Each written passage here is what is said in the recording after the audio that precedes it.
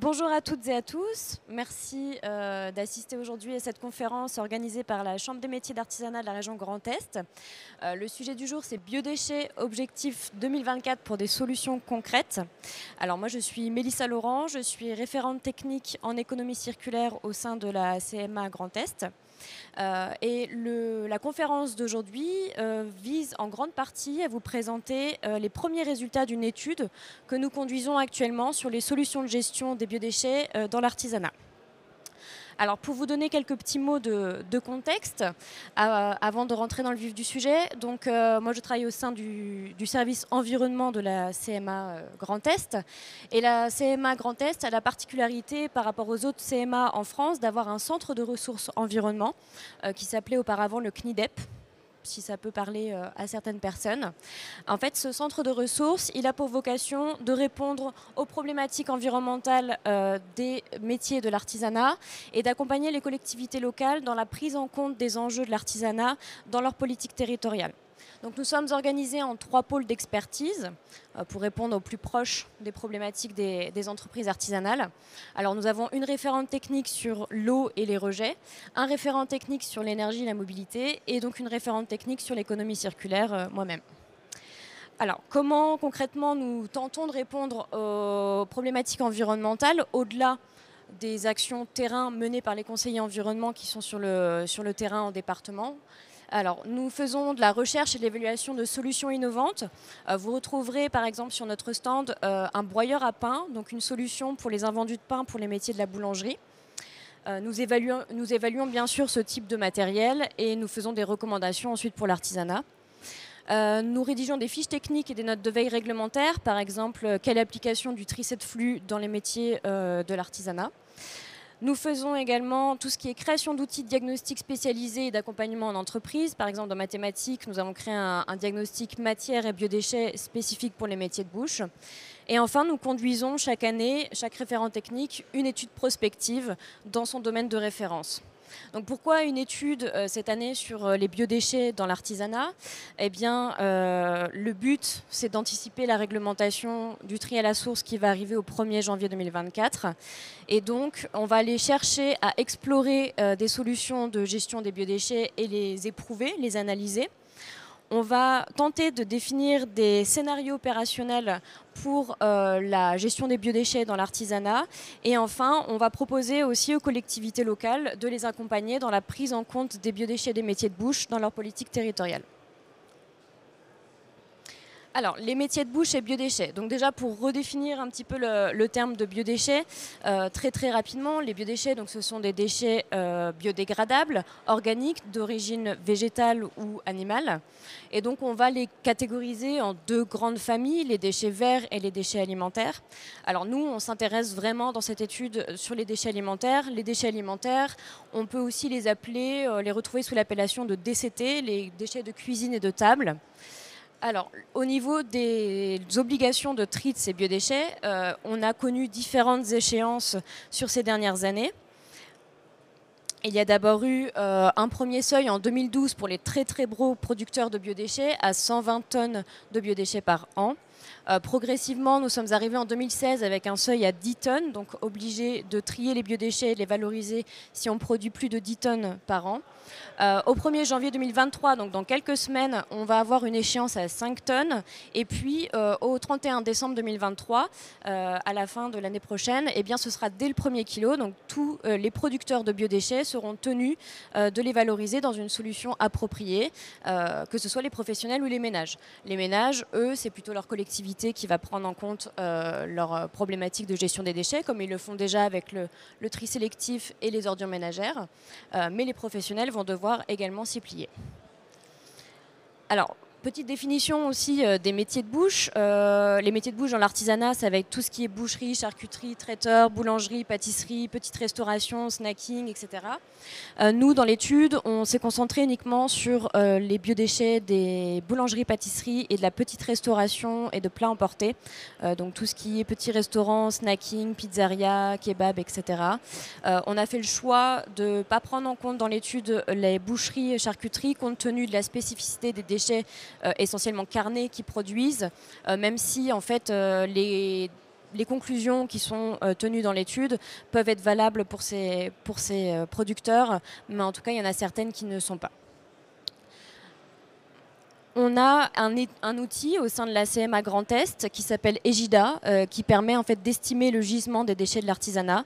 Ce sont des outils qui sont gratuits pour tous les établissements publics du Grand Est. Au-delà de ce périmètre-là, c'est une prestation que nous facturons, puisque c'est un outil que nous avons développé qui permet en fait d'estimer les quantités de déchets générés par l'artisanat sur un territoire. Donc en fait, vous pouvez définir le territoire que vous souhaitez. Ça peut être la région, le département, une communauté de communes, une commune. Cet outil-là, il nous informe que les déchets organiques, les biodéchets des métiers de bouche, en tout cas des 2 métiers que nous étudions dans l'étude, représentent 2,2 tonnes par an et par établissement. Quand on a un petit peu affiné ça avec une enquête qualitative auprès de 125 établissements,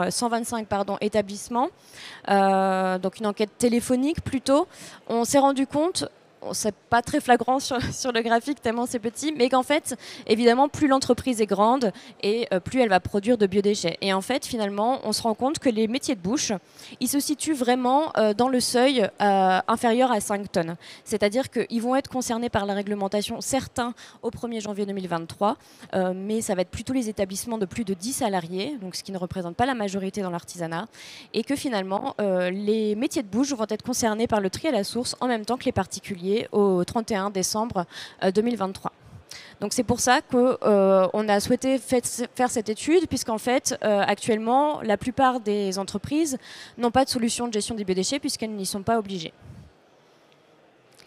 Si je reviens un petit peu sur l'enquête que nous avons fait auprès de 125 établissements, on a pu tirer des grands enseignements. Des chiffres, des données qui sont assez intéressantes au niveau de ces établissements-là. On apprend notamment que les biodéchets des métiers de bouche, ils sont vraiment assimilables à ceux des ménages. Dans des quantités bien sûr plus élevées, les artisans, on les considère comme les déchets des assimilés. Les collectivités peuvent prendre en compte les déchets des assimilés. Et on a cherché à vérifier si effectivement ces biodéchets-là étaient assimilables à ceux des ménages. Et donc les 3 principaux biodéchets produits par ces établissements, ça va être les épluchures, le pain et les coquilles d'œufs. On est vraiment sur des choses assez classiques et notamment avec une très très faible densité. On sait que les biodéchets, il peut y avoir des problématiques de poids parce qu'elles ont une densité assez forte, mais on n'est pas sur des densités qui sont similaires par exemple à la restauration collective où on va avoir plutôt des restes de repas, des plats en sauce, etc. qui ont quand même un poids relativement plus lourd. Et donc effectivement dans des quantités qui sont bien évidemment plus élevées que les ménages, mais finalement ça reste quand même très similaire. Cette étude nous apprend qu'en fait finalement il y a 66% des entreprises qui ont déjà une solution de tri partiel ou total de leurs biodéchets. Donc ce qu'on appelle total, ça va être tous les biodéchets ont une solution de valorisation. Un tri partiel, c'est quand une entreprise elle va avoir une solution pour par exemple ses déchets de pain, mais pas ses déchets d'épluchures.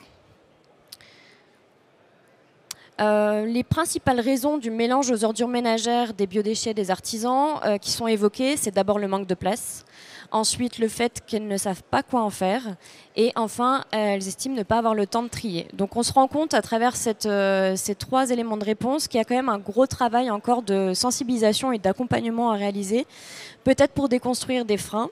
On le verra, mais en fait le tri des biodéchets ça prend pas tant de temps que ça dans certaines solutions. Ne pas savoir quoi en faire, eh bien, c'est l'objet de l'étude, c'est de trouver des solutions pour ces entreprises-là. Et le manque de place, eh bien, il peut y avoir aussi une visite d'un conseiller terrain qui peut permettre d'aller voir un petit peu comment est organisée l'entreprise et de faire un diagnostic et de permettre de faire des recommandations pour mieux gérer les déchets en interne. Alors, les solutions de gestion des biodéchets qui sont déjà adoptées par les métiers de bouche, on s'est rendu compte qu'elles étaient très diversifiées et surtout hybrides. Hybrides dans le sens où finalement la plupart des répondants qui ont déjà une solution partielle ou totale de tri des biodéchets, en fait on n'en a pas qu'une, ils en ont au moins 2. Dans le détail, on va avoir 60% des entreprises qui pratiquent du compostage, une petite moitié qui va pratiquer le don client. Alors les clients qui peuvent manifester leur intérêt pour les biodéchets, que ce soit pour leur propre compost personnel pour leurs animaux ou tout simplement le don des invendus des produits finis. Le don se pratique beaucoup, don aux salariés, don à un agriculteur, don à une association, et seulement 7% qui se font collecter par un prestataire et 7% qui se font collecter par le service public. Donc je le disais, le don, il est très très répandu. Il est pratiqué en fait pour les 3/4 des entreprises qui ont été interrogées. Il peut être formalisé avec une association, mais la plupart du temps, en fait, il est complètement informel, ce don, à un agriculteur, aux clients, aux salariés, ce qui fait qu'il n'y a pas de convention de don et que va peut-être se poser la problématique en fait de la traçabilité de ces déchets-là. Concernant le compostage, en fait, il n'est pas toujours réalisable. On a des données qui sont ressorties sur le manque de place et sur la faible diversité des biodéchets qui ne permettent pas de faire un compostage de qualité. Quand les répondants avaient indiqué qu'ils pratiquaient le compostage, on leur a demandé où se situait le composteur. Et en fait, pour les 3/4 d'entre eux, ça se situe dans leur habitation personnelle ou celle d'un de leurs proches, mais pas sur le site de l'entreprise. Et d'ailleurs, quand on a posé la question à toutes les entreprises qu'on a interrogées, même si elles ne pratiquaient pas le compostage, on leur a demandé si elles avaient la place pour installer un composteur. Et seulement 60% ont indiqué qu'ils n'avaient pas la place pour mettre un composteur. Donc en fait, finalement, on va le voir, le compostage, c'est une solution, mais elle n'est pas adaptée pour tous. Et enfin, on a posé la question de s'il y avait des actions anti-gaspillage mises en place dans les entreprises artisanales, parce que c'est la première action à mettre en place, c'est la prévention des déchets.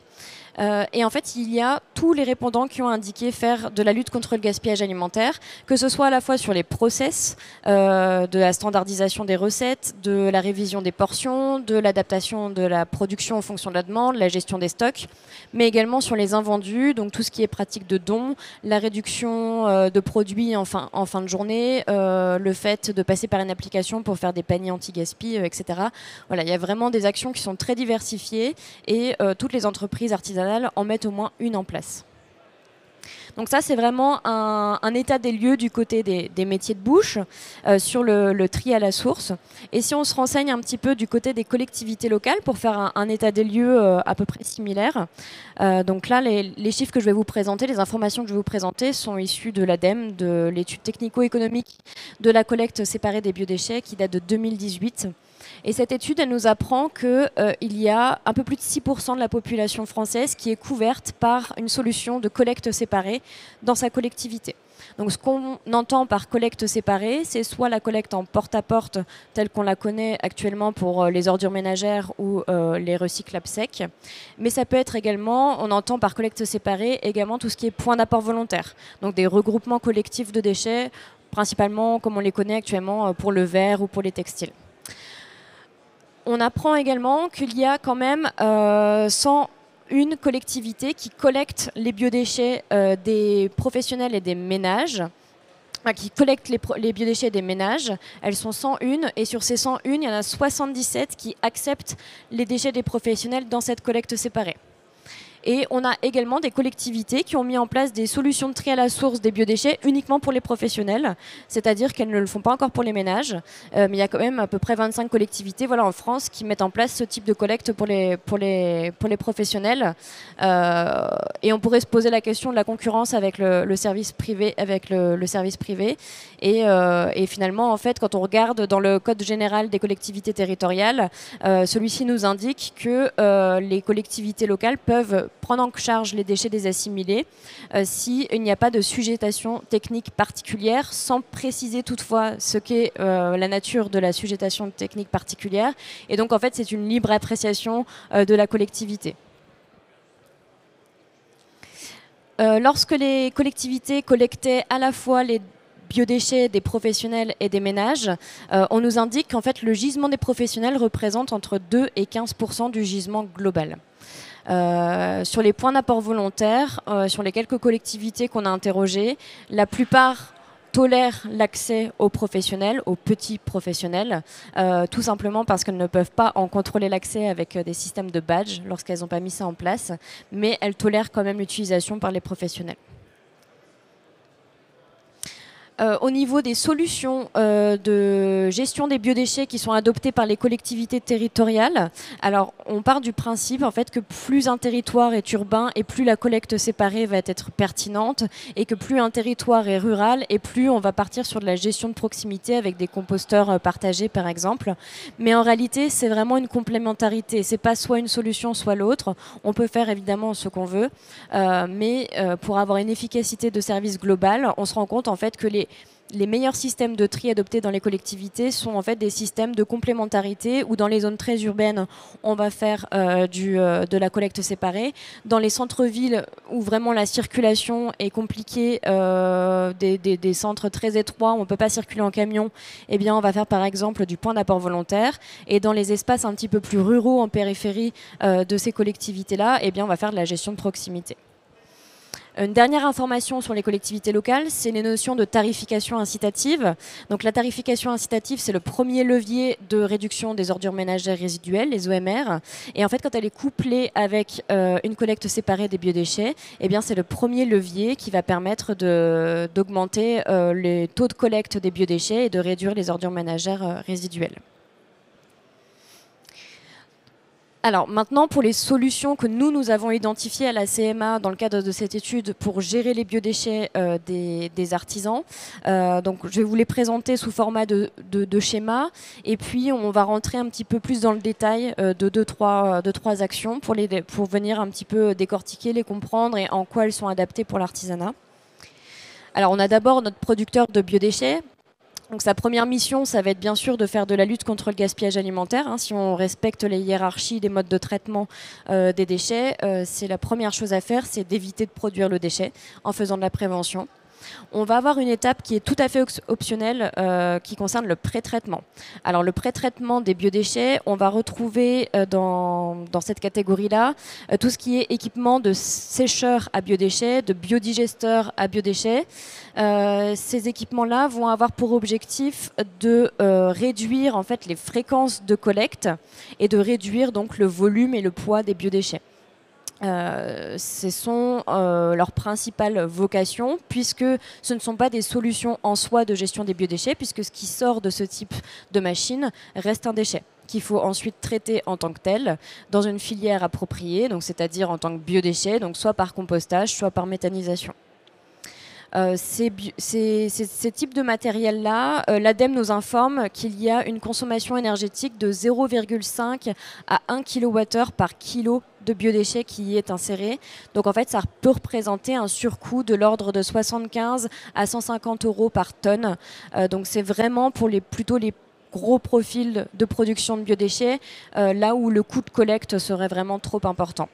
On peut aussi envisager comme pré-traitement, en fait, le stockage en chambre froide des biodéchets. De la même façon, pour espacer les fréquences de collecte, pour sécuriser le stockage.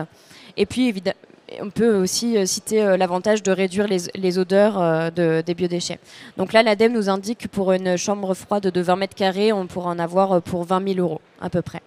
Donc c'est un choix à faire, à regarder entre ce que pourrait coûter la collecte et comment elle pourrait être réduite avec l'amortissement de ce type de matériel.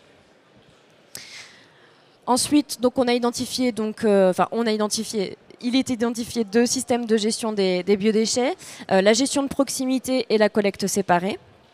Dans la gestion de proximité, on va retrouver tout ce qui est compostage autonome, le compostage partagé également, donc tout ce qui est compostage de proximité, et on a étudié également les solutions d'électrocompostage. Dans la collecte séparée, on va retrouver les offres à la fois du secteur public et du secteur privé. Dans le secteur public, on a identifié la collecte en porte-à-porte et les points d'apport volontaires. Et dans le secteur privé, on s'est intéressé à la collecte en porte-à-porte camion, qu'on a appelé collecte conventionnelle, et la collecte en porte-à-porte à vélo cargo, qu'on a appelé plutôt alternative. Donc c'est ces nouveaux modèles qu'on voit un petit peu émerger dans les centres-villes. Et en fait, finalement, le choix de l'entreprise entre la gestion de proximité et la collecte séparée, il va être facteur de plusieurs notions. D'abord, des notions d'espace disponible. Est-ce qu'on a l'espace pour installer un site de compostage? Des quantités. Est-ce que, au regard des quantités qu'on a, c'est envisageable de les composter? Est-ce que, au regard des quantités qu'on a, est-ce que la collecte ne va pas nous coûter trop cher? La nature des biodéchets, on ne peut pas faire un compostage avec uniquement du pain et des coquilles d'œufs. Ça, c'est indéniable. Au niveau des coûts, il faut étudier les coûts également. Le temps qu'on souhaite attribuer à cette gestion des biodéchets, une gestion par compostage va prendre évidemment plus de temps qu'une collecte séparée. Après, ça dépend aussi le positionnement du chef d'entreprise, s'il veut aussi créer un espace de convivialité autour du compostage, de sensibilisation, etc.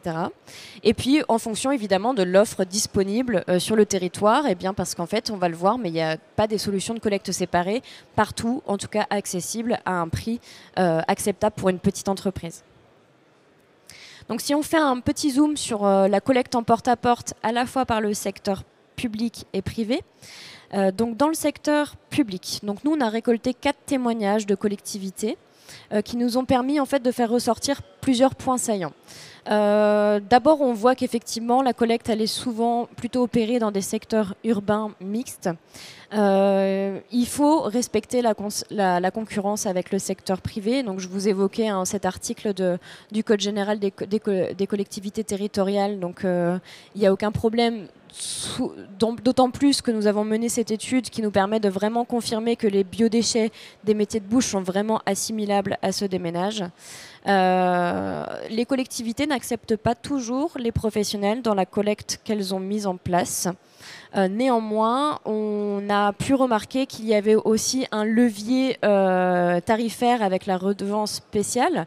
Bien évidemment que les professionnels doivent contribuer au prix de ce service dans les conditions qui sont fixées par la collectivité, mais ils peuvent être aussi source de rentrée d'argent. Et également, le fait d'intégrer les professionnels dans la collecte séparée à destination des ménages permet en fait d'optimiser, de mutualiser les coûts et de bénéficier d'économies d'échelle au regard des quantités produites par les métiers de bouche, les professionnels. Et enfin, du côté des métiers de bouche, on a remarqué que par rapport à ce qui existait ailleurs en termes de solutions, eh bien, c'est vraiment un prix attractif quand la solution elle est apportée par le service public. Au niveau de la collecte par le secteur privé, donc là on a récolté 3 témoignages d'entreprises qui pratiquent la collecte soit des biodéchets uniquement, soit de multiflux déchets, hein, donc qui récoltent aussi les déchets de carton, les déchets inertes, les déchets du bâtiment, etc.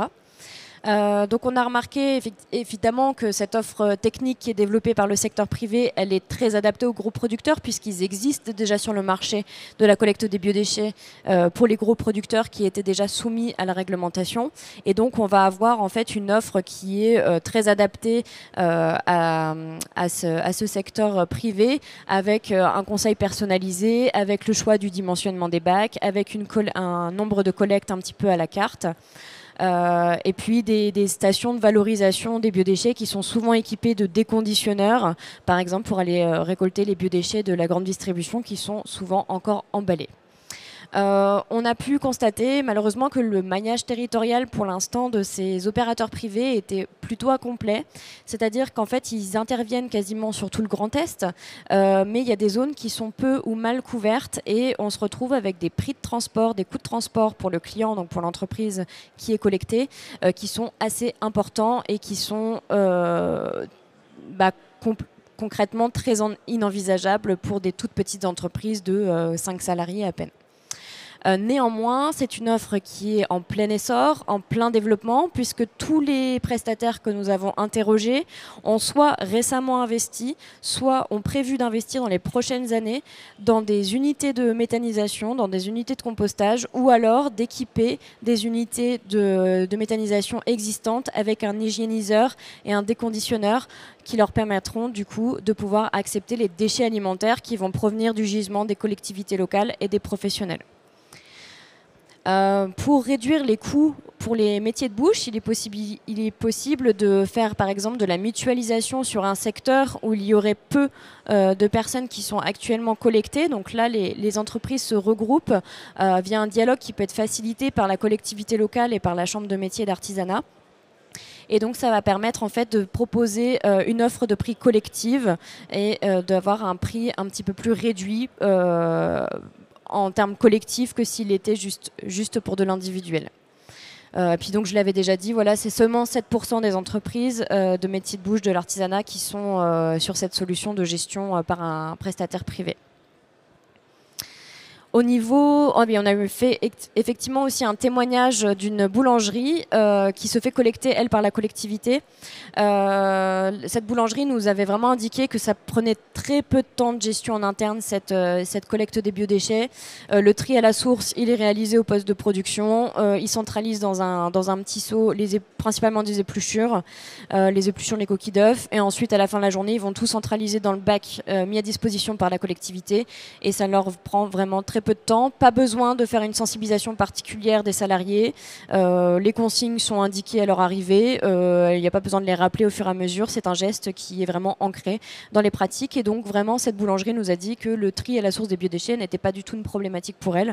En tout cas, la façon dont ça a été présenté au niveau des salariés n'a pas émis de frein et n'a pas posé de difficultés particulières. Alors si on regarde un petit peu maintenant sur la collecte en vélo cargo, donc là nous avons récolté 2 témoignages, le témoignage de l'entreprise Cycle qui opère sur Strasbourg et le témoignage de l'entreprise 3C qui opère donc sur la ville de Troyes. Alors ces offres-là, elles sont principalement en centre-ville ou même uniquement en centre-ville, ce qui est logique du fait de la mobilité qu'ils ont choisi, qui est souvent avec un vélo cargo à assistance électrique. Ils ont une valorisation des biodéchets qu'ils collectent par compostage. Alors ils ont soit des installations de compostage de proximité, directement en centre-ville et ça va servir par exemple pour des jardins collectifs d'habitants, soit des installations de compostage industriel qui sont en périphérie de la ville. En Grand Est, on a détecté 2 entreprises sur Strasbourg, Cycle et Green Phoenix, donc 3C, et également l'association Territoire Zéro Chômeur de Longue Durée du département 88, qui sur la zone Innova 3000, qui est une zone industrielle, est en train d'expérimenter la collecte à vélo cargo. Donc ça, c'est une offre qui est particulièrement adaptée aux métiers de bouche, compte tenu des contenants en fait, qui sont mis à disposition, puisqu'on va avoir des contenants qui vont aller de 20 à 55 litres dans des caisses, dans des bacs, ou alors de la caisse palette, plutôt 250 litres. Et donc, on est sur des quantités en fait, qui sont très cohérentes avec ce que produisent les métiers de bouche. Et de toute façon, ce type de solution ne peut pas transporter non plus 3 tonnes par circuit de collecte. En revanche, ce qu'on a pu remarquer, c'est que l'offre de prix de ces acteurs, elle était assez disparate. Alors parfois, elle est plus intéressante que la collecte conventionnelle, en collecte du secteur privé en camion. Parfois, elle est moins compétitive. Ce qu'il faut retenir avec ce type d'acteurs, c'est que la notion de coût ne doit pas être le seul élément de décision, puisqu'en fait, ce sont en général des structures associatives issues de l'économie sociale et solidaire qui sont dans une gestion du biodéchet qui est vraiment vertueuse parce qu'il y a une valorisation qui est au plus proche de la production, donc c'est une valorisation en local. Souvent, donc je disais, c'est des associations, donc il y a un réseau de bénévoles. On parle alors de valeur de proximité, et donc il y a indéniablement aussi un impact environnemental qui cherche à être le plus réduit au maximum via notamment le choix de la mobilité douce. Et puis des fois on a aussi un impact social puisqu'il peut y avoir une insertion par l'activité économique au niveau des salariés de la structure. Donc voilà, donc c'est une solution qui peut être intéressante, il faut vraiment l'étudier quand on est une entreprise qui cherche à trouver une solution pour sa gestion des biodéchets. Il faut étudier tout ce qui existe sur le marché et faire son choix en fonction uniquement soit du coût que ça représente, soit de la valeur globale que l'on souhaite porter au sein de notre entreprise et qu'on souhaite transmettre aussi à nos clients, parce que ça peut être aussi une action de communication auprès de la clientèle. Dernière solution de gestion des biodéchets qu'on a souhaité faire le zoom aujourd'hui, c'est le compostage autonome. Donc là, sur les photos, vous pouvez voir le site de compostage de proximité qui est au service environnement de la CMA Grand Est, à Laxou.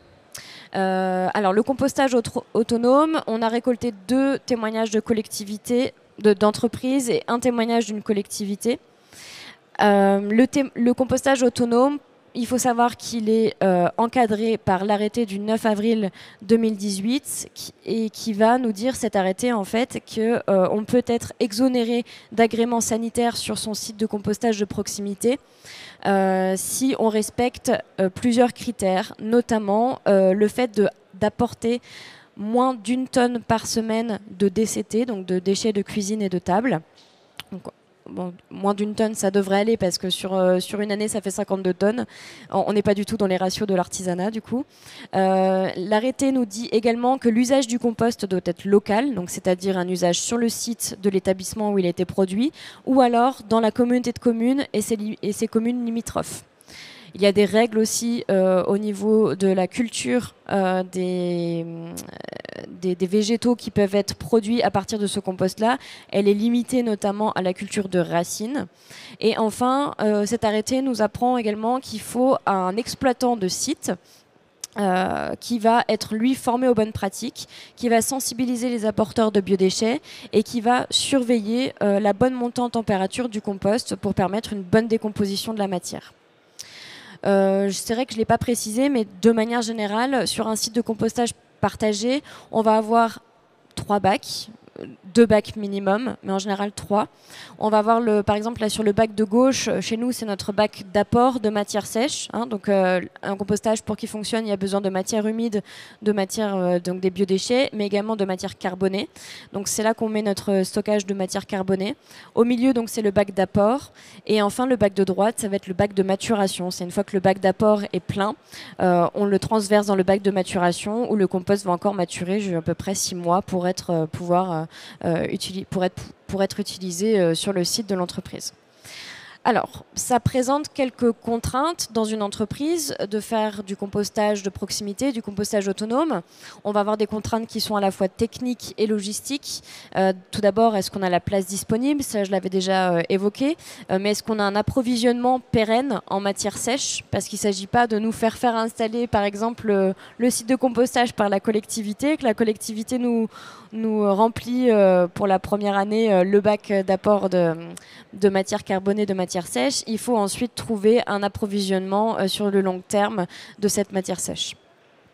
Il faut également qu'il y ait une diversité suffisante dans les biodéchets qui sont produits par l'entreprise pour faire un compost de qualité.